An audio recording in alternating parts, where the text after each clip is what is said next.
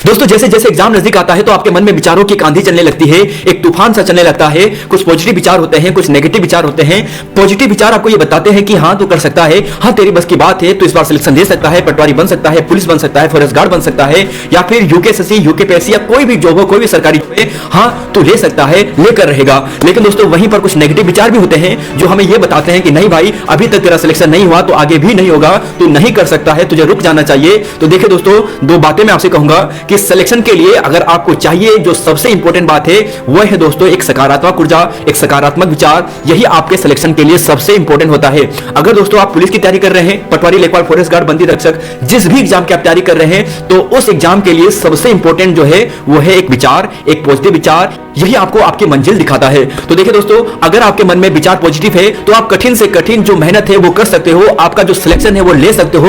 लेकिन अगर आपने अपने मन में ये विचार बना लिया है कि मैं नहीं कर सकता हूं, मेरी बस की बात नहीं है, तो आप कठिन मेहनत नहीं कर सकते हो, अपना जो कठिन तप है वो नहीं कर सकते हो, और फिर आपका जो सिलेक्शन होता है ना वो भी आपसे दूर चला जाता है। तो सबसे इंपॉर्टेंट बात है पॉजिटिव रहिए और सोचिए कि हाँ मैं कर सकता हूं, मुझे करना चाहिए, और इसके लिए जहां तक जितनी मेहनत हो सकती है, जितनी हिम्मत मुझ पे है, उस हिम्मत से मैं आगे बढ़ सकता हूं और अपना सिलेक्शन जो है दोस्तों इस एग्जाम में, आने वाले एग्जाम में, कोई भी एग्जाम हो उसमें अपना सिलेक्शन पक्का कर सकता हूं। तो सबसे इंपॉर्टेंट बात है, देखिए आप वीडियो देख रहे होंगे, शायद आज देखेंगे, कल देखेंगे, परसों देखेंगे, जब भी आप वीडियो देखेंगे एक चीज ध्यान रखिएगा, अगर आपके मन में सकारात्मक ऊर्जा है तो आपका सिलेक्शन होगा। बस सकारात्मक ऊर्जा का होना जरूरी है। नेगेटिविटी से दूर रहिए, नेगेटिव लोगों से दूर रहिए। केवल जो सकारात्मक लोग हैं, जो आपका भला चाहते हैं, जो आपको प्रोत्साहित करें कि हाँ तू कर सकता है, उसी के संपर्क में रहिए और उसी की बातों को स्वीकार कीजिए। देखिए दोस्तों, जानता हूं सफलता आसान नहीं है लेकिन मुश्किल भी नहीं है। अगर आपने सोच लिया है कि आप कर सकते हो, आपका सिलेक्शन पटवारी, पुलिस, लेखपाल, जो भी आपके एग्जाम है उन सब में हो सकता है। तो सबसे पहले तो दोस्तों एक पॉजिटिव विचार आपके मन में हो और यही आपको सिलेक्शन भी दिलवाएगा कि हाँ मैं कर सकता हूं, मैं अपना सिलेक्शन ले सकता हूं और इस बार मैं लेकर ही रहूंगा। तो देखिए दोस्तों, यहां पर हम ये चीजें आपको बता रहे हैं। इस वीडियो को बनाने का जो हमारा मेन मकसद है वो यहां पर ये है कि आपके सामने जो पॉजिटिव बातें हैं, आपके लिए जो इंपॉर्टेंट बातें हैं, जो आपके सिलेबस में सबसे इंपॉर्टेंट टॉपिक है, उन टॉपिक को आपको डिस्कस करवाएं। देखिए सिलेबस में आपके बहुत कुछ है और वह चीजें आपको पढ़कर भी जानी होगी, और पिछले एक साल से या 6-7 महीने से जब से भी आपका एग्जाम है तब से आप इस चीज की तैयारी भी कर रहे होंगे। अब देखिए दोस्तों, यहां पर आप सभी जानते हैं कि आपका कंपटीशन इस बार 1,30,445 स्टूडेंट से होने वाला है और उसमें से सिलेक्शन कितने को होगा? लगभग 1500 के आसपास स्टूडेंट का। तो देखिए जब इतने यहां पर स्टूडेंट्स है और इतने में से केवल इतने स्टूडेंट्स का ही यहां पर सिलेक्शन होगा, तो कंपटीशन तो है, कंपटीशन है, इसलिए आपको पढ़ना भी होगा और बड़ी और कठिन मेहनत भी आपको करनी होगी। देखिए दोस्तों, हर बार कहता हूं कि आज का यह समय है कि जब हम पहले बार जब डिस्कस करते थे ना, तैयारी करते थे कि 2-3 घंटे पढ़ते थे और हमारा सिलेक्शन हो जा सकता था या आसानी से हो सकता था। लेकिन अब कंपटीशन थोड़ा ज्यादा है तो ये 2-3 घंटे से काम नहीं चलता है, कम से कम 10 घंटे या 12 घंटे या फिर 14 घंटे भी हमें पढ़ना पड़ता है, तब हमारा सिलेक्शन के जो चांसेस है वो बढ़ते हैं। अब यहां पर देखिए दोस्तों, मुझे मालूम है बहुत से स्टूडेंट यहां पर जो प्रीवियस ईयर के क्वेश्चन है उन्हें नेगलेक्ट करके चलते हैं, उन्हें इग्नोर करके चलते हैं कि यार इन्हें क्या देखना है कि नए प्रैक्टिस सेट है, उन्हें देखते हैं किसी ने बनाए होंगे उसे सोल्व करके चलते हैं। देखिए प्रैक्टिस सेट सोल्व करना बहुत अच्छी बात है और आपको करना भी चाहिए, लेकिन साथ साथ में जो प्रीवियस ईयर के क्वेश्चन होते हैं ना उन्हें डिस्कस करना भी बहुत जरूरी है। प्रीवियस ईयर के जितने क्वेश्चन है, स्पेशली 2021, 2022 और हो सके तो 2020 तक के भी यूकेएससी, यूकेपीएससी के जितने भी आपके पेपर हैं उन्हें आप देख के चलिए कि पेपर में कैसे कैसे प्रश्न पूछे हैं, क्या इनका पैटर्न रहा है, कहां से किस टॉपिक से ज्यादा ये प्रश्न पूछ रहे हैं। तो अगर आप ऐसे करते हो तो निश्चित ही दोस्तों आपके जो सिलेक्शन के जो परसेंटेज है, चांसेस है, वो काफी गुना बढ़ जाते हैं एक नॉर्मल स्टूडेंट से, एक जो उस स्टूडेंट से जो केवल किताबें पढ़कर चलता है। तो यकीनन आपका सिलेक्शन होगा और हमारी भी कोशिश है दोस्तों कि हम आपको यहां पर प्रीवियस ईयर क्वेश्चन को करवा रहे हैं। 20 पेपर सेट हम आपको करवा रहे हैं, 9 पेपर हमने आपको कंप्लीट करवा दिए हैं और यहां पर दोस्तों उम्मीद है कि 5 दिसंबर से पहले आपको 20 के 20 जो सेट है वह भी करवा देंगे। अब देखिए दोस्तों, यहां पर उत्तराखंड की बात करते हैं। देखिए उत्तराखंड की बात करते हैं तो उत्तराखंड की 2-3 जो किताबें हैं सभी स्टूडेंट के पास है, चाहे हम बात करें परीक्षा वाणी की बात करें, बीएस नेगी वन लाइनर की बात करें, यहां पर डॉक्टर अजय रावत सर की बात करें। तो अगर मुझे पर्सनली अगर आप कहो कि सबसे इंपॉर्टेंट बुक कौन सी है, तो देखिए दोस्तों मैं हर बार कहता हूं कि उत्तराखंड का जो बेस है वो है हमारा परीक्षा वाणी। परीक्षा वाणी सबसे इंपॉर्टेंट बुक में से एक है उत्तराखंड के स्टूडेंट के लिए, क्योंकि ये आपका बेसिक क्लियर करती है। और जब आपका बेस क्लियर होता है, जब आपकी नींव मजबूत होती है, तभी दोस्तों आपके जो यहाँ पर जो टिकने के चांसेस है वो सबसे ज्यादा रहते हैं। तो यकीनन परीक्षावाणी सबसे इंपॉर्टेंट बुक में से है, और जैसे ही आपने परीक्षावाणी क्लियर कर दी है, तब थोड़ा आप डीप के लिए जहां पर जो यहाँ पर सिंगल वन लाइनर है उसके साथ जा सकते हो। और साथ ही दोस्तों जो यहाँ पर डॉक्टर अजय रावत सर की बुक है ना, यह भी सबसे इंपॉर्टेंट बुक में से एक है। हर बार यहां से औसतन 10 नंबर का प्रश्न बनता ही बनता है। तो अजय रावत सर की बुक काफी इंपॉर्टेंट है, यहां से प्रश्न बनते हैं। अगर थोड़ा डीप लेवल का प्रश्न आपको पूछा जाएगा तो डॉक्टर अजय रावत सर की बुक से ही पूछा जाता है। और यूकेपीएससी उत्तराखंड का जो लेवल है आपको इतना हार्ड रखने भी वाला नहीं है, जैसा कि यूकेएससी रखता था, कुछ भी रख लेता था। यहां पर यूकेपीएससी इतना नॉर्मल भी नहीं रखेगा और इतना टफ लेवल का भी नहीं रखेगा, औसतन रखेगा। जो इजी टू मॉडरेट होंगे, मॉडरेट टू टफ बहुत कम होंगे। अगर 40 क्वेश्चन उत्तराखंड का आपको पूछना है तो संभावना है कि 5 से 7 क्वेश्चन आपको डीप लेवल का पूछे, और बाकी जो क्वेश्चन होंगे वो एवरेज लेवल के रहेंगे, और लगभग 10 क्वेश्चन के आसपास या 15 क्वेश्चन के आसपास आपके जो रहेंगे वो इजी लेवल के रहेंगे। तो देखिए दोस्तों, यहां जो आपको जो ये क्वेश्चन मिलने वाले हैं ना, परीक्षावाणी से मैक्सिमम मिलेंगे, और बीएस नेगी सर की बुक से मैक्सिमम मिलने वाले हैं। और बाकी और बात करें, यहां पर करंट अफेयर्स की बात करते हैं, यह भी सबसे इंपॉर्टेंट होता है दोस्तों। करंट अफेयर 2021-22 के जो करंट अफेयर ज्यादा नहीं है, केवल 100-200 करंट अफेयर होंगे। उत्तराखंड में करंट अफेयर कितने होंगे? 100-200 करंट अफेयर मिलेंगे, ज्यादा से ज्यादा। अगर आप मैक्सिमम भी करें तो 100 से लेकर 200 ही आपको करंट अफेयर मिलने वाले हैं उत्तराखंड के। उन्हें रट लीजिए, उन्हें याद करके चल लीजिए, 1 या 2 नंबर करंट अफेयर का भी आपको देखने को मिलेगा। तो यहां पर दोस्तों उत्तराखंड के संदर्भ में यह है। अब बात कर रहे हैं यहां पर हम जीएस के संदर्भ में। तो देखिए दोस्तों, जीएस के संदर्भ में बात करते हैं। अब देखिए दोस्तों, हम जीएस की जब बात कर रहे हैं तो जीएस तो हमारे लिए इतना बड़ा टॉपिक है, इतना ब्रॉड सिलेबस है इसका कि इसकी कोई सीमा ही नहीं है दोस्तों। ये बहुत ही बड़ा एक सिलेबस होता है जीएस का, और यही सबसे इंपॉर्टेंट भी है उत्तराखंड पुलिस के लिए। क्योंकि दोस्तों यहां पर बात करते हैं ना, जब हम जीएस की बात करते हैं तो जीएस में कुछ भी आ सकता है, कुछ भी आ सकता है, कुछ भी आ सकता है। लेकिन फिर भी दोस्तों हम यहां पर उन टॉपिक के बारे में डिस्कस करने वाले हैं जो पिछले एग्जामों में जहां से ज्यादा प्रश्न पूछे गए हैं। और अगर आपने यूकेपीएससी के पुराने पेपर्स देखे होंगे जो हम आपको सोल्व करवा रहे होंगे, और आपने खुद भी देखे होंगे, यूकेपीएससी की साइट में भी आपको मिल जाएंगे। तो देखिए दोस्तों, वहां पर एक चीज नॉर्मल सी बात है कि यूकेपीएससी अपने हर एग्जाम में, उसने जो भी एग्जाम करवाए हैं, औसतन 10% के आसपास आपको करंट अफेयर के क्वेश्चन पूछता है। अगर 150 का पेपर है तो कम से कम आपको 15 से 20 क्वेश्चन भी करंट अफेयर का पूछेगा। और अगर 100 नंबर का पेपर है तो वहां पर दोस्तों आपको 8 से लेकर 10 क्वेश्चन वो करंट अफेयर का पूछता है।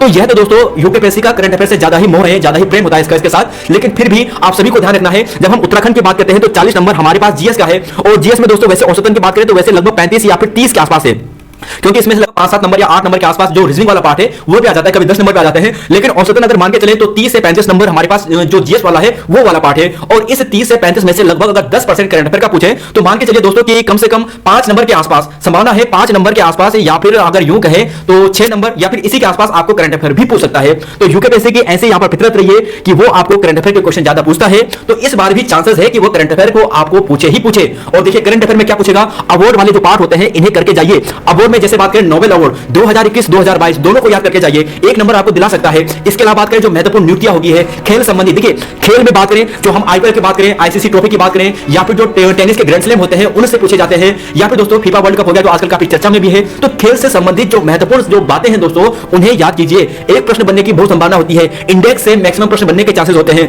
कि बताइए ग्लोबल हंगर इंडेक्स में भारत की रैंक क्या है, बताइए जो क्लाइमेट चेंज है वहां पर जो भारत की रैंक है वो क्या है। तो इंडेक्स से भी काफी चांसेस होते हैं पेपर बनने की। महत्वपूर्ण जो समिट होते हैं वहां से भी, एससीओ का समिट हो गया, ब्रिक्स समिट हो गया है, या G20 समिट हो गया जो काफी चर्चा में भी अभी। तो ऐसे दोस्तों करंट अफेयर काफी इंपॉर्टेंट होते हैं, इन्हें आपको याद करके ही जाना है, मिस बिल्कुल नहीं करके जाना है। तो आपको सबसे पहले तो 2022 के जो करंट अफेयर है इन्हें डिटेल से पढ़ना है, और जो 2021 के है ना, 2021 को ज्यादा डीप मत पढ़ना, क्योंकि अगर आप पढ़ोगे तो आपका और सिलेबस वो छूट जाएगा। जो सबसे इंपॉर्टेंट पार्ट है यहां से वह लेकर चलना, जैसे इंपॉर्टेंट खेल से पढ़ लेना, इंडेक्स से पढ़ लेना 2021 के कुछ इंपॉर्टेंट इंडेक्स, या फिर कुछ इंपॉर्टेंट सबमिट हुए होंगे, है ना, जो सबसे महत्वपूर्ण बातें हुई होंगी, जो काफी चर्चा में रही होंगी, उन्हीं को याद करके चलना 2021 के। बाकी 2022 का आपको लगभग पढ़ के जाना है। हर महीने के लगभग 30 जो सबसे इंपॉर्टेंट करंट अफेयर है वह पढ़ के जाना है। तो करंट अफेयर की बात तो ये हो गई है। और करंट अफेयर कब से कब तक पढ़े, देखिए दोस्तों आपका एग्जाम दिसंबर में है, तो निश्चित ही अगर दिसंबर में एग्जाम है तो 1 से 2 महीने पहले आपका जो पेपर है वो सेट तैयार होना शुरू हो गया होगा। तो कोशिश करना कि नवंबर शुरू से, नवंबर पहले हफ्ते से लेकर और ऊपर तक यानी जनवरी तक जितने भी करंट अफेयर है उन्हें आप पढ़ते चलिए। तो यह काफी इंपॉर्टेंट रहेगा। बाकी अगर आप बात करते हैं, देखिए प्रमुख योजना केंद्र सरकार की, यहां से भी मैक्सिमम प्रश्न बनते हैं। हर एग्जाम में एक प्रश्न देखने को मिलता है, पूछा जाता है मेक इन इंडिया प्रोग्राम हो गया, या फिर कुछ भी नए प्रोग्राम हो जो यहां पे योजना सरकार द्वारा चलाई गई हो, चाहे राज्य सरकार द्वारा जो नई योजना चलाई गई हो उन्हें आप देखकर चलिए। हाल ही में बहुत सारी योजनाएं चलाई गई हैं, उन्हें भी याद करके चलिएगा। तो योजना जो केंद्र सरकार द्वारा जारी की गई है उन्हें देख के चलिएगा। जितनी भी इंपॉर्टेंट योजना है, चाहे स्मार्ट सिटी योजना की बात करें, अटल इनोवेशन योजना की बात करें, या फिर प्रधानमंत्री जो ग्राम सड़क योजना है, जो महत्वपूर्ण योजना है उन्हें याद करके चलिए। फिर देखिए जनसंख्या रिपोर्ट, देखिए दोस्तों अभी जनसंख्या की रिपोर्ट भी इस साल आने की संभावना है और आनी भी चाहिए थी, लेकिन अभी तक आई नहीं है। तो जनसंख्या इस बार हॉट टॉपिक है और 2011 की जनगणना से आपको प्रश्न पूछे जाने की भी बहुत ज्यादा संभावना है। और वन रिपोर्ट भी दोस्तों काफी इंपॉर्टेंट है, ये हमने आपको कल की क्लास में करवाया था उत्तराखंड की। भारत की आपको कल या परसों इसकी क्लास भी दे देंगे। तो यहां पर जनसंख्या बहुत इंपॉर्टेंट पार्ट है। जनसंख्या के इंपॉर्टेंट फैक्ट जरूर पढ़ के जाएगा कि कुल जनसंख्या कितनी है, प्रतिशतता कितनी है, एसटी जनसंख्या कितनी है, एसटी जनसंख्या कितनी है, कहां सबसे कम है, कहां सबसे ज्यादा है, या फिर ऐसे बात करें कि लिंगानुपात कितना है। ऐसे प्रश्न दोस्तों बार बार पूछे जाते हैं, साक्षरता के बारे में पूछे जाते हैं। तो इन टॉपिक को याद करके ही चलना। जो सबसे वाला पेज आपको दिखाई दे रहा है ये सबसे इंपॉर्टेंट पार्ट है। दूसरा पार्ट दोस्तों यहां पर देखिए, यहां पर हमने थोड़ा संविधान से इंपॉर्टेंट प्रश्न रखे हैं, यहां से भी बार बार बनते हैं। और इसमें से सबसे ऊपर जो हमने रखा है वो रखा है हमने संविधान संशोधन। ये जो संविधान संशोधन है, देखिए संविधान संशोधन तो वैसे बहुत सारे हैं, 104 के आसपास हो चुके हैं, लेकिन जो यहां पर हमारे लिए जो सबसे इंपॉर्टेंट है ना, वहां पर जो आपके लिए संविधान संशोधन लिखे हैं 10, 12, 35, 36, 84, 42, 44 तो पता नहीं कितने बार एग्जाम में आ चुका है, 52वां, 61वां, 69वां, 101, 102, 103, 104, ये सबसे इंपॉर्टेंट जो संविधान संशोधन है यहां पर ये है। तो इन्हें दोस्तों याद कर ही चलना है।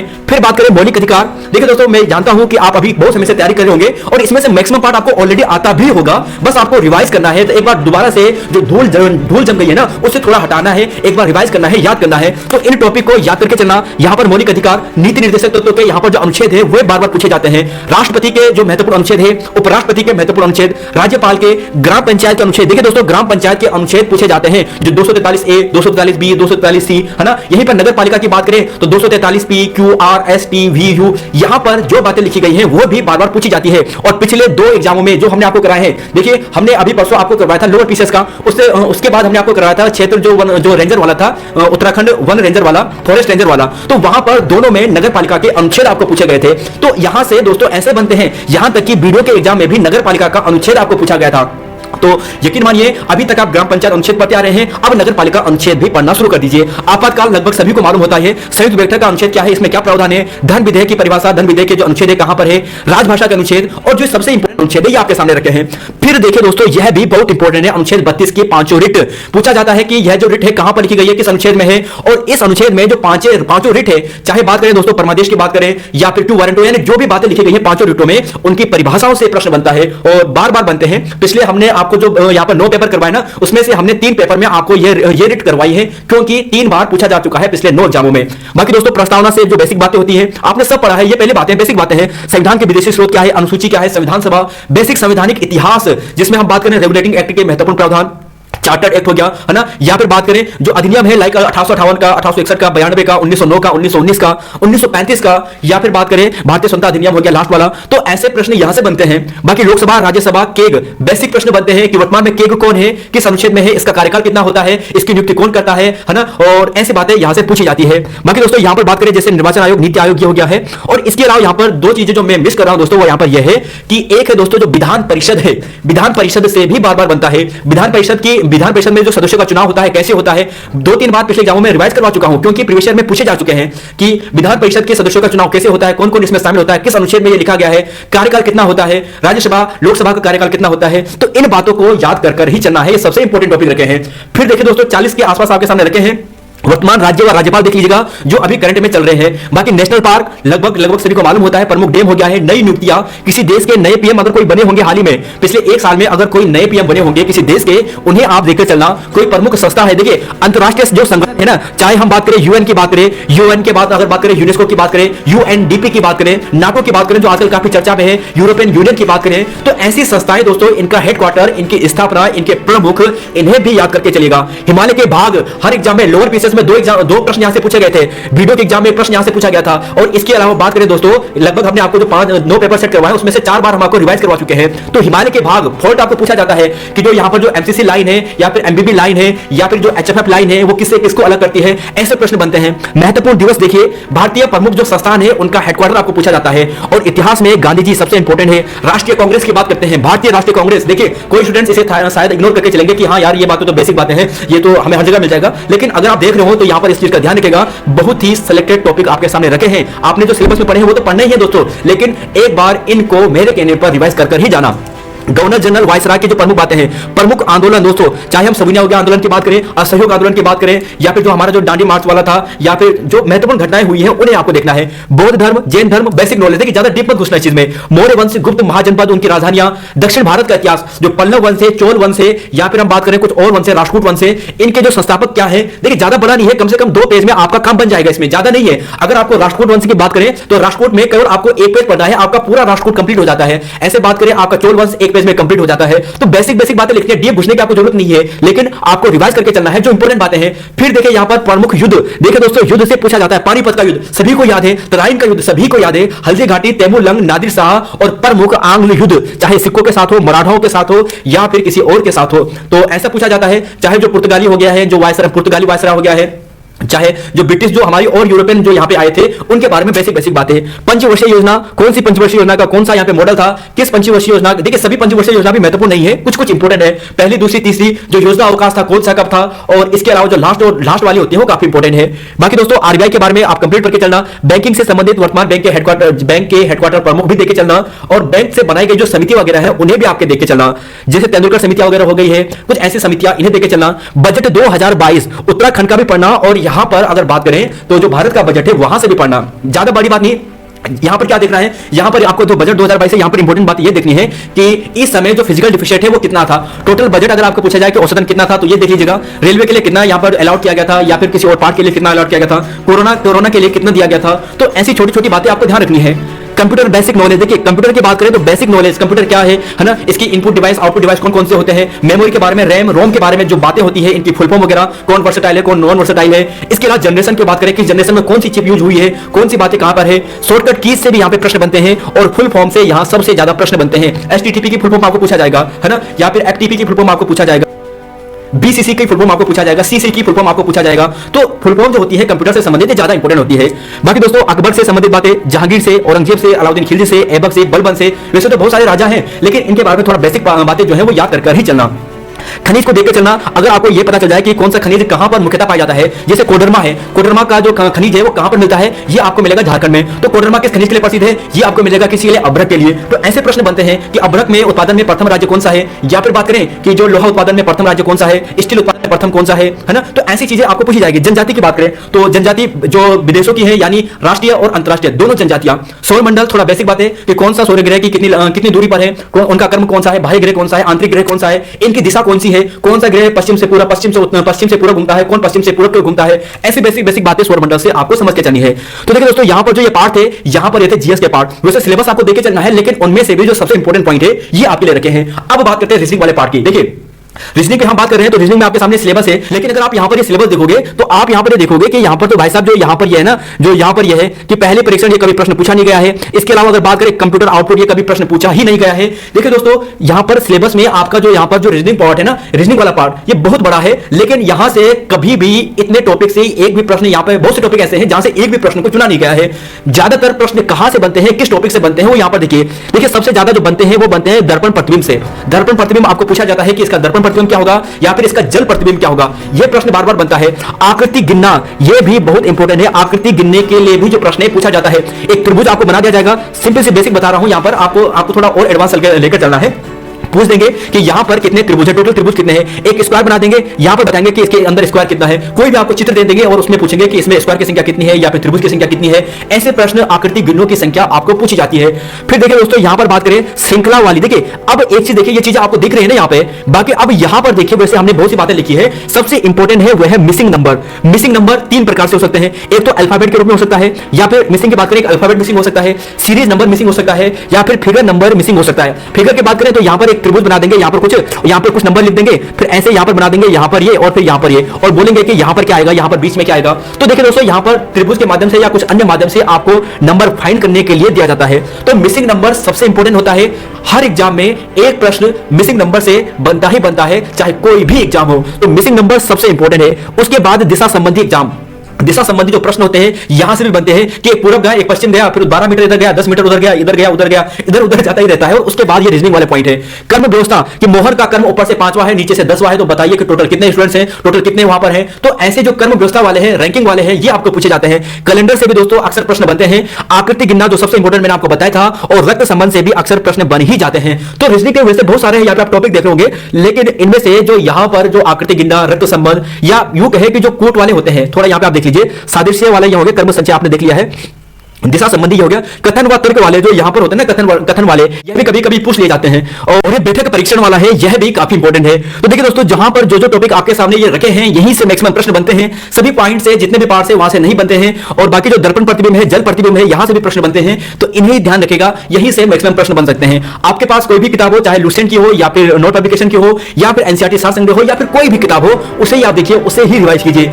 लुसेंट की बात करें, हिंदी में बात करें, तो आपके पास चाहे यहां पर अरिहंत की हो, लुसेंट की हो, या फिर किसी और भी बुक, कोई भी बुक हो, देखिए खराब कोई भी बुक नहीं होती है, हर बुक अच्छी ही होती है। बस ये होता है कि उसे अच्छे से पढ़ना है और अच्छे से समझकर पढ़ना है। क्वेश्चन वहीं से बनते हैं, थोड़ा मॉडिफाई करके बनते हैं, और मैक्सिमम प्रश्न वहीं से बनते हैं। तो ये था दोस्तों आज के टॉपिक का एंड, और आप सभी से फिर कहेंगे कि पॉजिटिव रहिए। अगर आपके विचार सकारात्मक है, आप सकारात्मक सोच रहे हैं, तो निश्चित ही आपका सिलेक्शन भी होगा, क्योंकि आपके जो सकारात्मक विचार है वो आपकी जो क्षमता है, एक्चुअल जो क्षमता है, उसकी क्षमता से आपको कई गुना बढ़ा देती है। लेकिन अगर आप नेगेटिव हो जाओ, तो जो आपकी क्षमता भी है ना ओरिजिनल वाली, उससे भी आपको नीचे ला जाती है। तो बस सकारात्मक विचार रहिए कि हाँ मैं कर सकता हूं, और लगातार अपनी मेहनत करते जाइए और अपना सिलेक्शन पक्का करिए। तो यहां पर दोस्तों मिलते हैं इस वीडियो के बाद। धन्यवाद। जय हिंद, जय उत्तराखंड, जय देवभूमि।